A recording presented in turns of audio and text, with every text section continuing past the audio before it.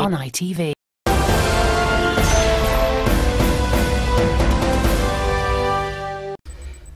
Mwasibye mutyano bannaffe mwenna abatulaba n'abatuuliriza wano ku ITV.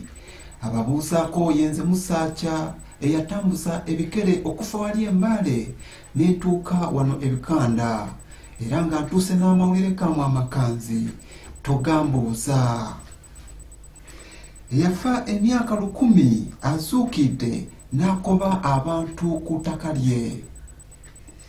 Omuntu eyafa edda ennyo emyaka 10 egiyise azuukidde n'akobaganya abaasenga ku ttaka lye.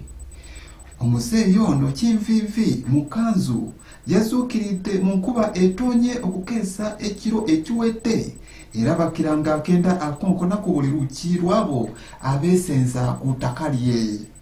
Era kigambibwa nti abasinga ababadde bamwekaana nti tebamumanyi era bw'atyo abatutte ku ntaana ye n'ajjayo ebyapa by'ettaka lye by'abalaze era babadde bakyagenda mu maaso n'okumwekaana n'afa mu mbeera era bw'atyo muzeeyi abafubutudde embiro era nga buli kwasanze nga mukiika embukuuli y'omuuko. Abangi batukidde ku poliisi n'ebintu byabwe era nga basaba gavumenti ebayambe ku mutaka ono eyasuukidde. Ku lwa ITV tokambuusa ndi Musaacha ennamakwekwe.